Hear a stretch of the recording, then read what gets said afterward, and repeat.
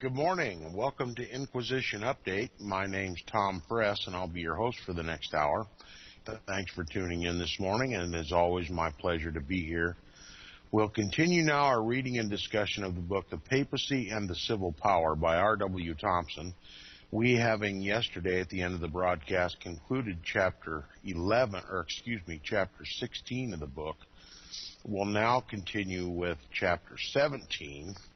And in this chapter, we'll be discussing the coercive power of the Roman Catholic Church, parties and factions within that church, the quarrel between Rome and Avignon, Philip of France and Boniface VIII, the power claimed by his bull Unum Sanctum, the promise of Clement V to condemn Boniface VIII, John the 22nd and Nicholas V, Benedict XII, the corruption of the 14th century, the beginning of the 15th century, three councils called by Gregory XII, Benedict XIII, and cardinals, Council of Pisa, it condemns both popes and deposes them, Alexander V elected, he confirms all the decrees of the council, three popes, Balthasar Costa becomes pope as John the 23rd.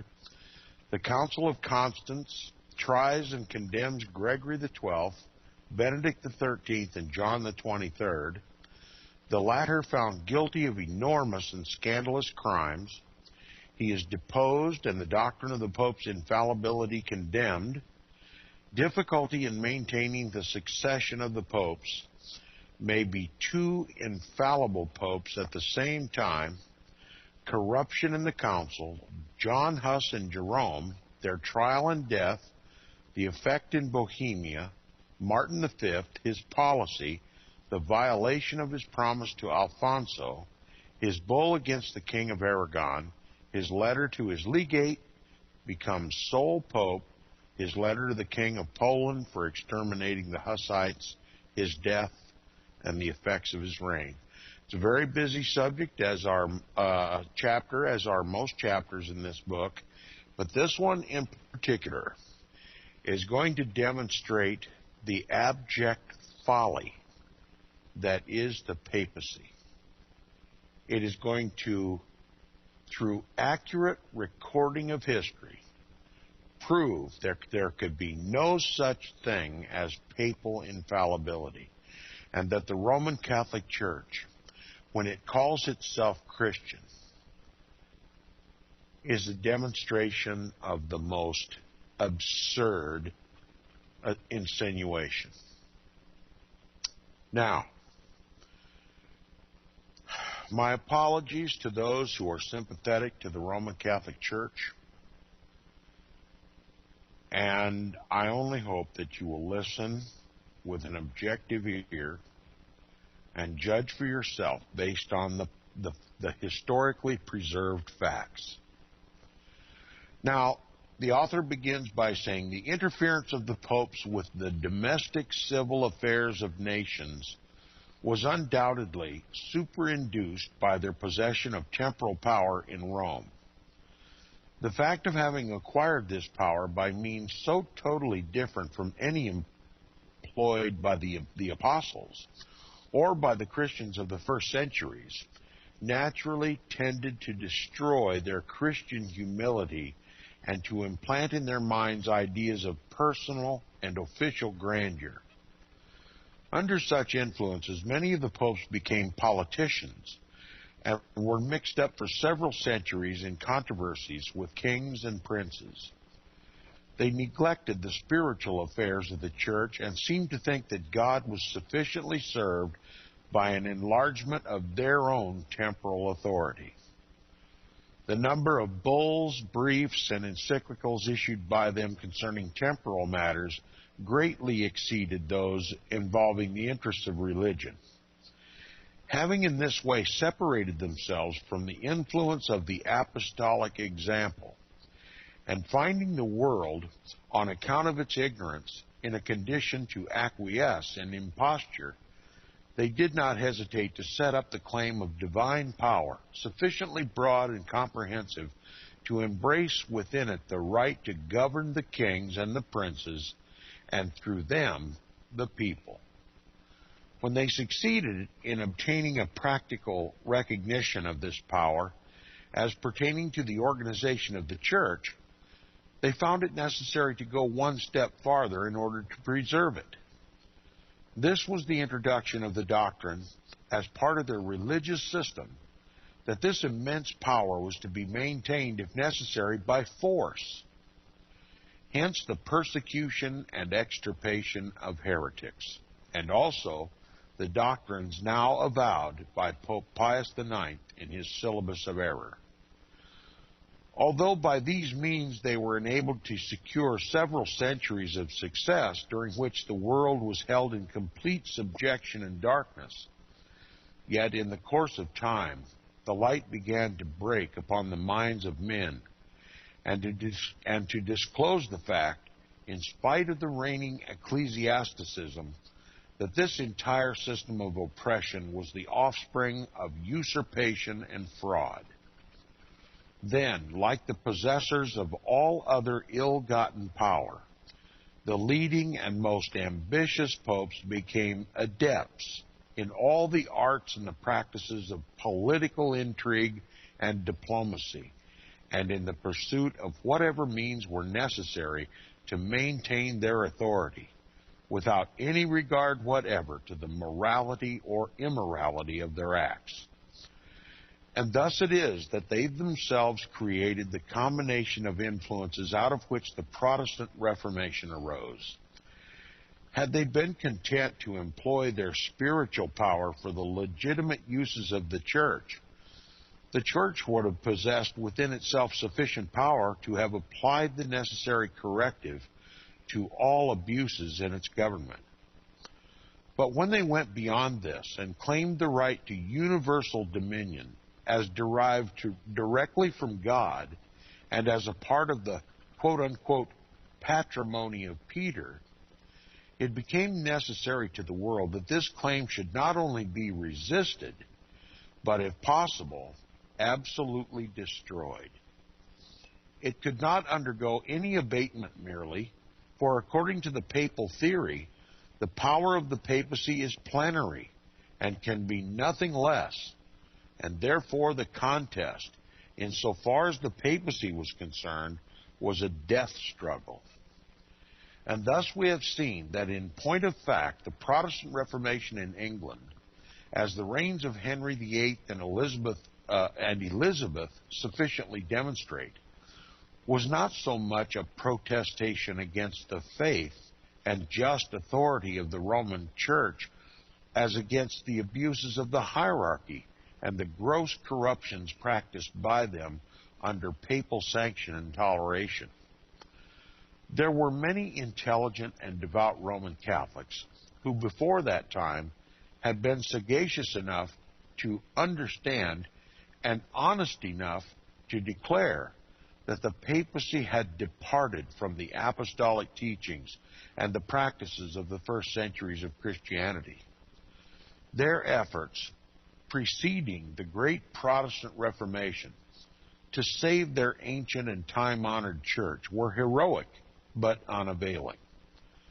They are brilliant lights in these former centuries and attract no less our admiration than our wonder.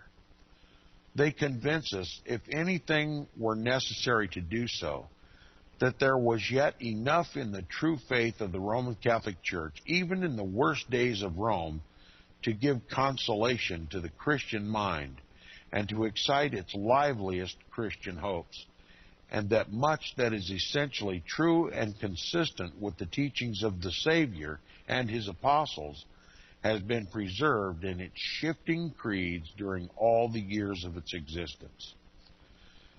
The genuine love and veneration they felt for the church to which their affections clung so tenaciously stimulated them to desire and to labor for its reform, for the lopping off of the decayed branches, that the trunk of the old tree, which had withstood so many storms, might continue to bear good and wholesome fruit.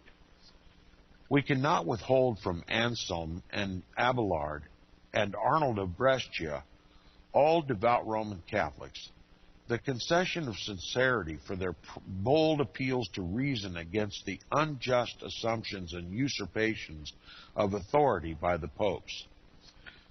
They were not of the number of those commonly classed with the Reformers, but when they asserted the right of free inquiry and free thought, they brought themselves under the ban of the Papacy, which feared an open exposure of its enormous offenses against religion and society.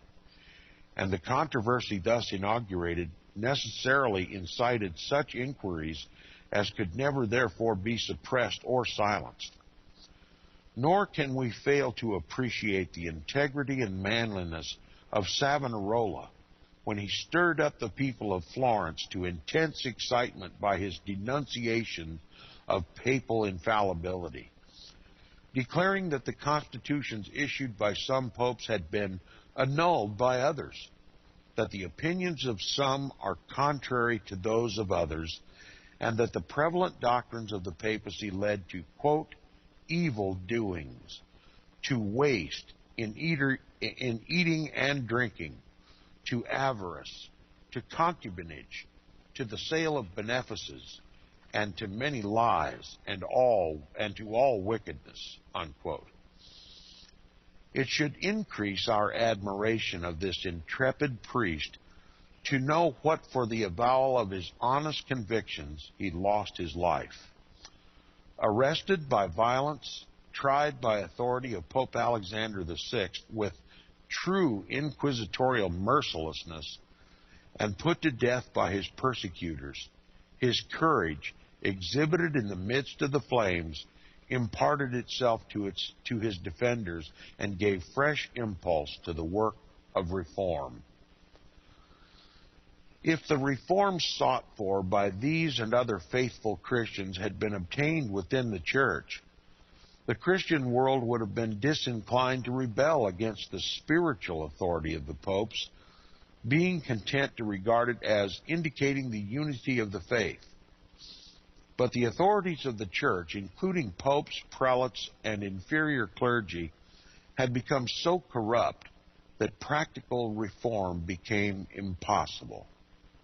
The long residence of the popes at Avignon in France, brought about by the political intrigues carried on between the popes and princes, so demoralized those who conducted the affairs of the Church, both there and at Rome, that with them religion became a matter of secondary importance, if not of utter indifference.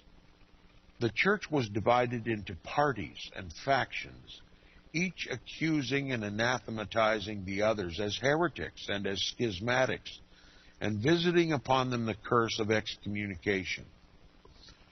We have heretofore seen that Boniface IX was pope at Rome, while Clement VII and Benedict XIII respectively claimed the pontificate at Avignon in France.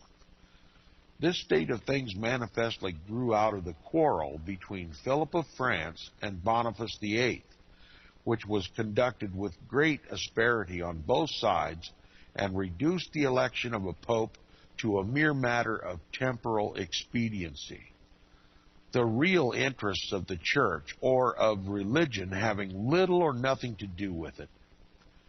The celebrated bull of Boniface, entitled Unum Sanctum, wherein he asserted that the Pope holds in his hands both the spiritual and temporal sword, led him into such direct conflict with the temporal power that without resistance on the part of the nations, he would have reduced them all to the condition of entire dependency upon the papacy. Hence we find Clement V securing the pontificate as the successor of Boniface VIII by taking an oath to Philip, quote, by the body of Jesus Christ, that he would, quote, blot out the memory of Pope Boniface VIII, unquote, and proceeding soon after his election to revoke several of the bulls of Boniface, and especially to declare, quote, that the bull Unum Sanctum should do no prejudice to the king or kingdom of France, and that all things should remain in the same posture they were in before that bull, unquote. Notwithstanding which, the faithful are now instructed that this same bull continues to be, even at the present day, a part of the Roman Catholic canon law. Hence, also, we find that after the death of Clement V, the discord prevailing among the cardinals occasioned so much delay in the election of his successor that the people became so disgusted as to set fire on the conclave and disperse the cardinals. The terrified prelates could not be assembled again until after the death of Philip, and the so-called chair of St. Peter remained without an occupant for 2 whole years. John the 22nd was then elected at Lyons and took up his residence at Avignon, and Nicholas V was elected at Rome. But the Italians, though backed by the King of Bavaria, were unable to protect their pope, and he ultimately fell into the hands of Pope John the 22nd, who imprisoned him until he died.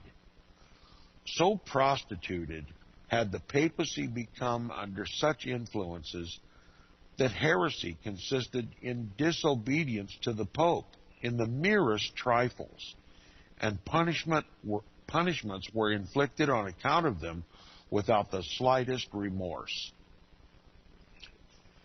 John the 22nd caused 4 Grey friars to be arrested because they would not wear their gowns in the shape prescribed by his pontifical bull, Quarundam. They were condemned to be burned as heretics and were executed. A 5th one was degraded and imprisoned for life for the same offense. Benedict XII, the successor of John the 22nd, was himself a heretic in this, that he maintained that, quote, the souls of those who die in mortal sin descend actually right into hell, where they suffer the pains of the damned, unquote, which is an express violation of the doctrine of purgatory, which the General Council of Florence, at its 25th session in 1438, declared to have always been the doctrine of the Church.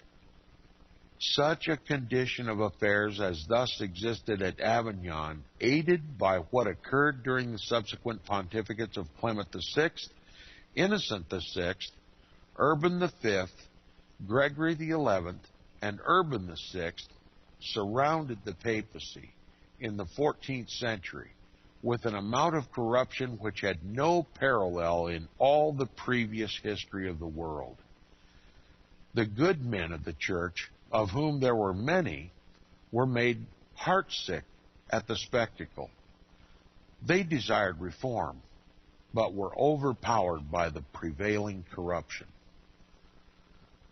The 15th century opened with demands for 3 councils, one summoned by Pope Gregory XII, another by a rival pope, Benedict XIII, and the third by the cardinals.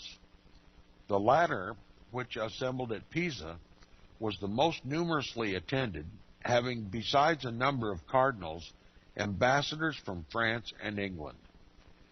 That this council did not believe in the doctrine of papal infallibility is perfectly certain, for soon after it convened, it caused both popes, Gregory XII and Benedict XIII, to be called at the gate of the church, and neither of them appearing, proctors were appointed in the name of the universal church to consider what steps were necessary to be taken against both of them in order to put an end to the schism and restore the peace of the church.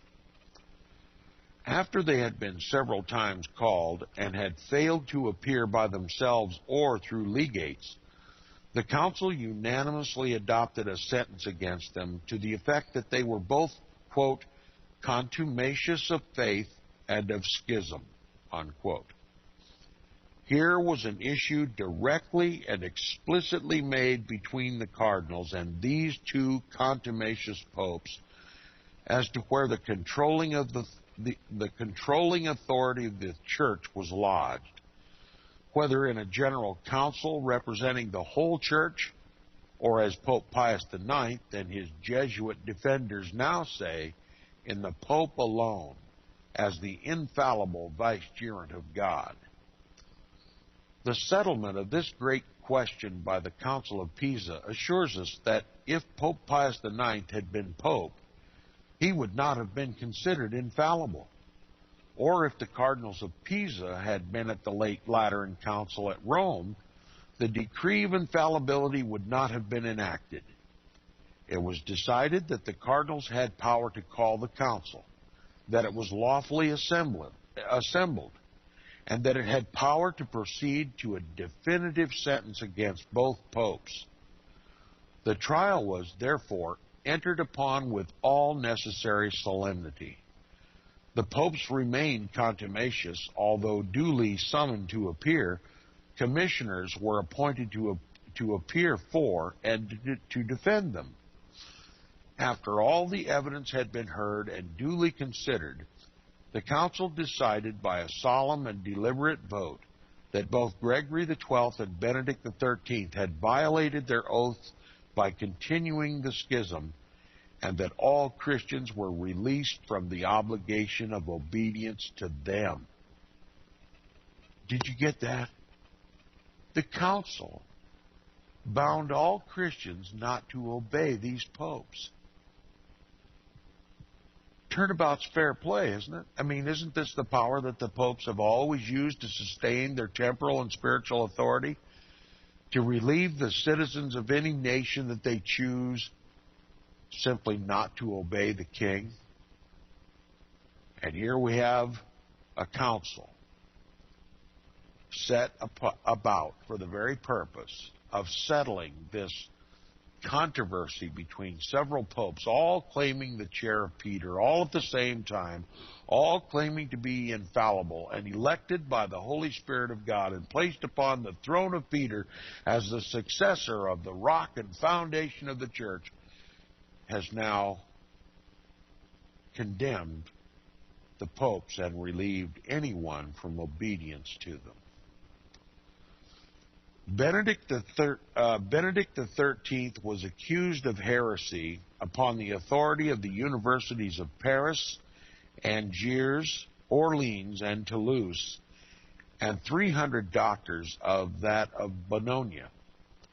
And all the accusations against him and Gregory XII being fully sustained, a decree was unanimously passed declaring that they were both, quote, manifest schismatics, favorers of schism, heretics, guilty of perjury and of the violation of their oaths, that they give a scandal to the whole church by their manifest obstinacies and contumacy, that they are unworthy of all honor and dignity, and particularly of the pontifical, and that they are fallen from it, deprived from it, and separated from the church ipso facto, unquote.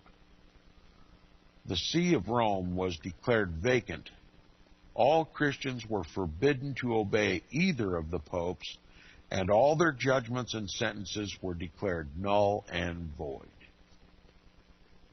Now, when it is considered that this council was composed of 140 cardinals, archbishops, bishops, and mitred abbots, of 26 doctors of divinity, of 300 doctors of civil and canon law, and of ambassadors from France, England, Jerusalem, Sicily, Cyprus, Poland, Brabant, Austria, Bavaria, and from a number of lesser powers, it says Benedict XIII was accused of heresy upon the authority of the universities of Paris, Angers, Orleans, and Toulouse, and 300 doctors of that of Bologna.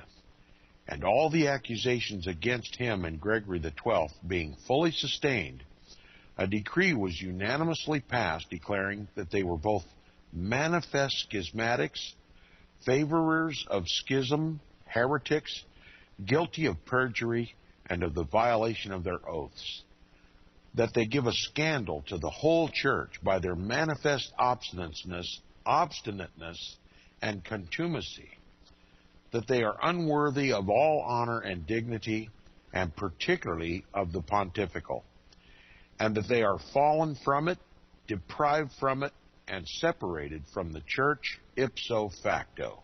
Unquote. The See of Rome was declared vacant. All Christians were forbidden to obey either of the popes, and all their judgments and sentences were declared null and void. Now, when it is considered that this council was composed of 140 cardinals, archbishops, bishops, and mitred abbots, of 26 doctors of divinity, of 300 doctors of civil and canon law, and of ambassadors from France, England, Jerusalem, Sicily, Cyprus, Poland, Brabant, Austria, and Bavaria, and from a number of lesser powers, including some of the princes of Italy, it must require more than a common amount of assurance to pretend, as all Jesuit and ultramontane writers now do, that infallibility was always and everywhere the universal doctrine of the Church. For although it has suited the purposes of the papacy to deny that the Council of Pisa was an ecumenical council, and to disguise its proceedings as much as possible, yet that it did represent the real sentiments of the Church is abundantly attested to by the history of those times. There could not have been assembled in Europe any considerable concourse of Christians who would not have denounced the infallibility of the Pope as impious and unchristian. And of this we shall soon see more satisfactory proof than that furnished by the Council of Pisa. After Gregory XII and Benedict XIII had both been deposed, the Council of Pisa proceeded to the election of a new pope, when Alexander V was chosen, and being present, presided over the council and approved all its sentences and decrees. After a few more sessions, the council adjourned, and another general council was ordered to meet in 1412 to provide for the reform of the Roman Catholic Church. Pope Alexander V afterward published a bull in 1410 confirming all that the Council of Pisa had done, against which bull many ultramontane maledictions have since been hurled. In the meantime, Gregory XII assembled his council in Aquileia, but it was attended by very few prelates. He, however, caused it to decree that his election was canonical, as had been also that of Urban VI, Boniface IX, and Innocent X, and that the elections of Clement VII, Benedict XIII, and Alexander V, quote, were temerarious, unlawful, and sacrilegious, and that they were schismatics and usurpers, unquote. He, moreover, caused it to be announced that he would resign the pontifical dignity in order to restore harmony if Benedict XIII and Alexander V would also do so. For it must be remembered that there were now 3 popes, each claiming to be the successor of Peter. 3 infallible popes, all fighting over the pontifical chair and hurling anathemas at one another, calling one another Antichrist. And I always say with tongue in cheek, and they were all absolutely correct. Now, but Alexander V was disposed neither to surrender his dignity nor to carry on the work of reform which was expected of him by the Council of Pisa. He was under the control of Balthazar Costa, who directed the measures of his pontificate with the sole view of making himself his successor, in which he succeeded. Yet he was, says Dupin, the historian, quote, acknowledged for Pope by he was acknowledged for Pope by all Christendom except Apulia and some part of Italy, which had not yet abandoned Pope Gregory, and the kingdoms of Aragon, Castile, and Scotland, and the states of Count Armagnac, who acknowledged Pope Benedict, unquote. At his death, which occurred in 1410, Balthazar Costa was elected his successor and took the name John the 23rd. Now this John the 23rd was something else. As a matter of fact, some people who are familiar with the line of the popes will say, now wait a minute, there was a John the 23rd at the convention of the Second Vatican Council in the 1960s. But you're claiming now during this period of time there was a Pope John the 23rd? Yes, there was a Pope John the 23rd, and he was such an embarrassment to the Roman Catholic Church. So renounced by the Roman Catholic Church, such an embarrassment that Pope John the 23rd in the 1960s took the name to literally obscure the fact that there ever was a previous John the 23rd. That's how corrupt this Pope was, that the Roman Catholic Church has gone to the point of lying and duplicating a papal name to deny the very existence of this pre-existing Pope John the 23rd, Balthazar Costa. Now, at his death, which occurred in 1410, Balthazar Costa was elected his successor and took the name John the 23rd. He made war upon the King of Naples with a view of wresting his dominions from him and placing the Duke of Anjou upon his throne. The king, however, finally drove him from Rome, where he was hated by the people in consequence of having, quote, drawn great sums of money from the richest men in the city, unquote. He took refuge at the court of the King of Hungary, where he went to consult about the meeting of a council. He sent his legate to France with a bull, whereby he assured the French clergy that he desired that a council should be held at the time agreed on at Pisa, to endeavor to bring about a union between the Greek and Latin churches, to make peace between France and England, and, quote, to reform the church, both in its head and in its members, unquote. He finally succeeded by obtaining the protection of Sigismund of Hungary in getting his views so generally acquiesced in that he at last called the Council of Constance to meet in 1414, the time fixed at Pisa.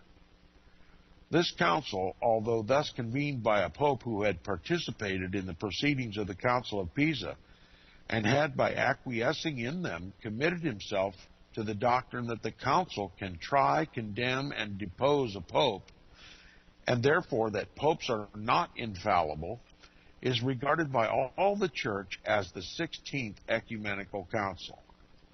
Whatever it did, therefore, carries with it the highest sanction of the Church, and has all the authority of law, canon law.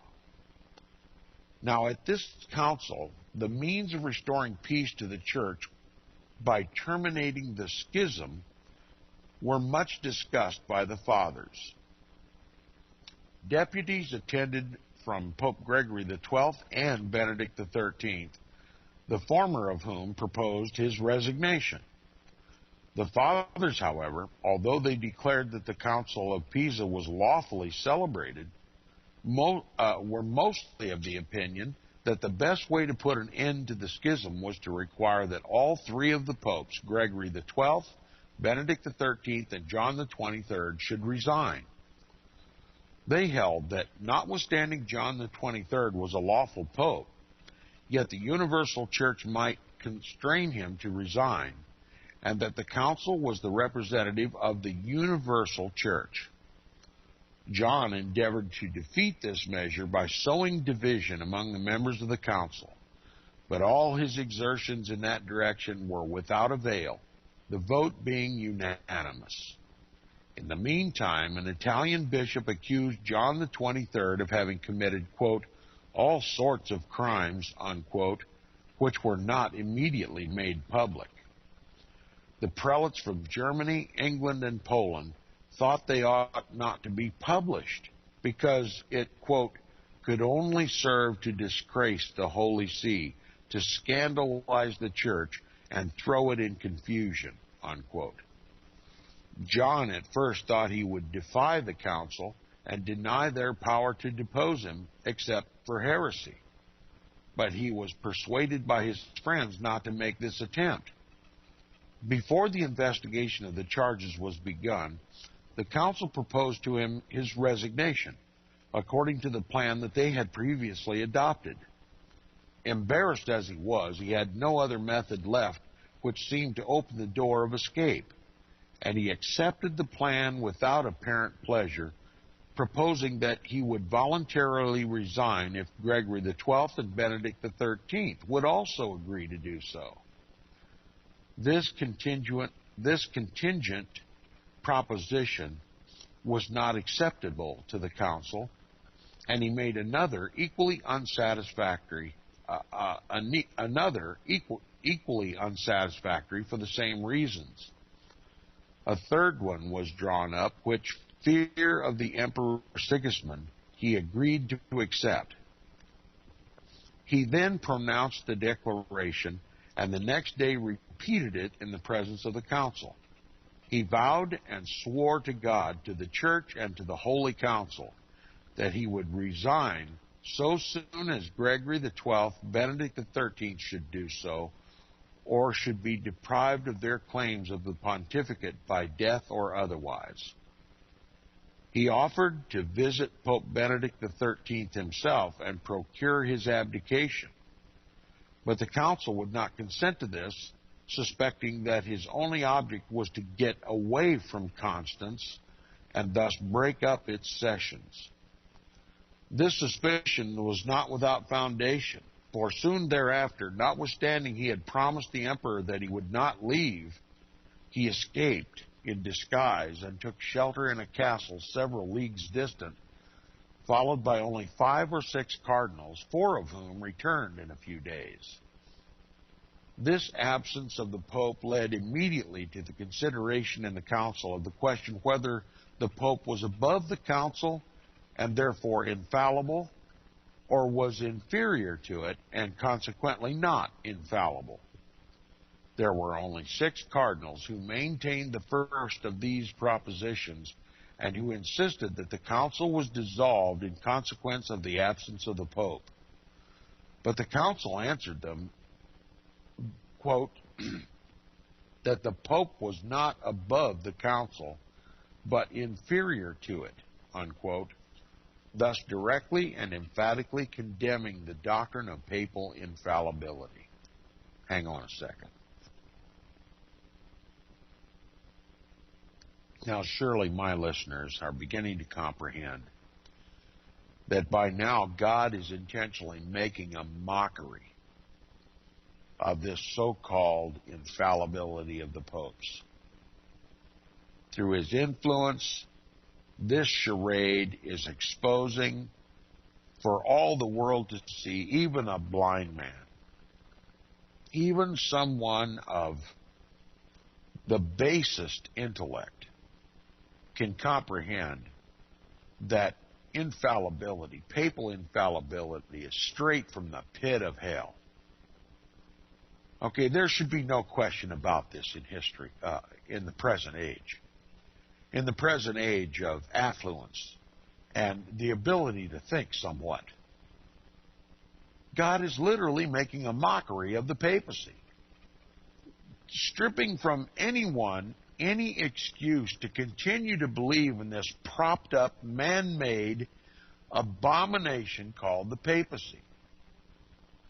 I see the hand of Almighty God in this, and I think men, all men, whether they be Roman Catholic or otherwise, should seriously consider that God's hand was in all of this to expose the papacy as the gigantic cosmic fraud that it is, and walk away.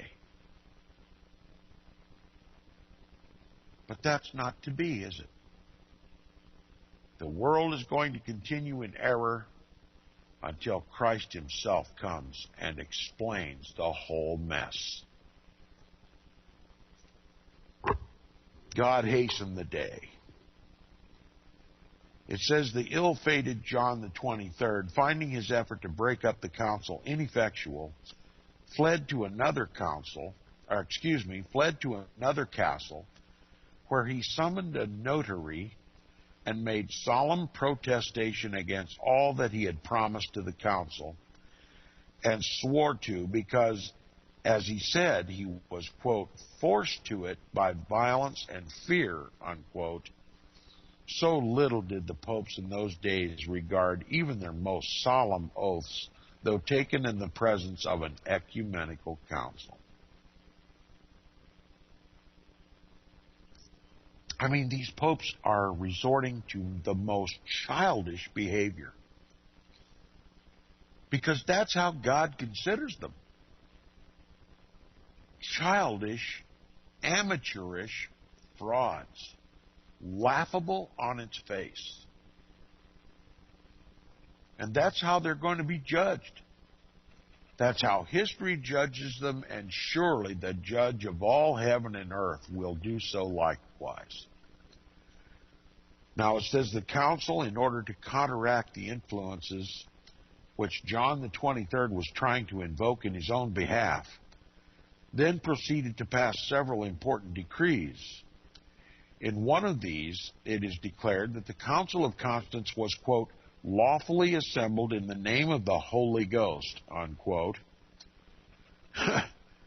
that it, quote, represented the whole Catholic Church militant, had its power immediately from Jesus Christ, and that every person of whatsoever state or dignity, even the Pope himself, is obliged to obey it in what concerns the faith, the extirpation of schism, and the general reformation of the Church in its members and in its head, unquote.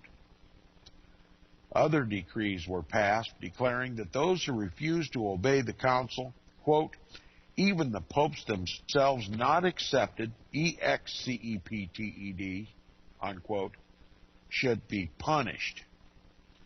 That if the pope, when required by the council to renounce the pontificate, failed or delayed to do so, he had thereby forfeited his dignity, and no obedience was due him, and that if John the 23rd did not return to Constance, quote, they would proceed against him as a favorer of schism and suspected of heresy, unquote. Now, if they had charged him with heresy, they'd have been bound by their own Roman Catholic canon law to annihilate him by burning him at the stake, as they did all heretics. Can you imagine the Roman Catholic Church, a council of the Roman Catholic Church, burning one of their own popes at the stake for heresy? Maybe that would have been just too revelatory to the world as to the scandal that is the papacy. Now, John the 23rd resorted to many subterfuges to escape his impending doom. He endeavored to apologize for his secret departure from Constance by pretending that it was necessary on the account of the condition of his health, and even went so far as to propose the second time to resign. But the council had no confidence in him or his promises. Having already committed perjury by the violation of a most solemn oath, the fathers could put no other estimate upon him than that he was capable of any kind of treachery, was both base and false-hearted. They therefore proceeded with his trial, and after the most careful examination of the evidence and full deliberation, found him guilty of crimes before which the iniquities of the basest of modern criminals dwarf into insignificance. Dupin thus enumerates them, quote, now I'm going to tell the listeners before I even read this, that there is much written about the crimes of this particular pope that never surfaced because they were beyond decency. They were beyond scandal. And I'll just leave it go at that. But here's what is officially written about him. Lewdness and disorder in his youth, the purchasing of benefices by simony, his advancement to the dignity of a cardinal by the same means, his tyranny while he was legate at Bologna. Here's a clue. His incests and adulteries while he was in that city, his poisoning of Alexander V and his own physician, his contempt of the divine offices after he was pope, his neglecting to recite the canonical prayers and to practice the fast abstinences and ceremonies of the church, his denying justice and oppressing the poor, his selling benefices and ecclesiastical dignities to those who bid most, his authorizing an infinite number of dreadful abuses and distributing of preferments and committing 1,000 and 1,000 cheats. His selling his selling of bulls, indulgences, dispensations, and other spiritual graces, his wasting the patrimony of the Church of Rome and mortgaging that of other churches, his maladministration of the spiritual and temporal affairs of the church, and lastly, his breaking the oath and promise he had made to renounce the pontificate by retiring shamefully from Constance to maintain and continue the schism. Unquote. Cormenin, another historian, gives the decision of the council somewhat more in detail. Thus, he says, quote, the General Council of Constance, after having invoked the name of Christ and examined the accusations brought against John the 23rd and established on irrefragable proof, pronounces, decrees, and declares that Balthazar Costa, the Pope, is the oppressor of the poor, the persecutor of the just, the support of knaves, the idol of simoniacs, the slave of the flesh, a sink of vices, a man destitute of every virtue, a mirror of infamy, and devil incarnate. As such, it deposes him from the pontificate, prohibiting all Christians from obeying him and calling him Pope.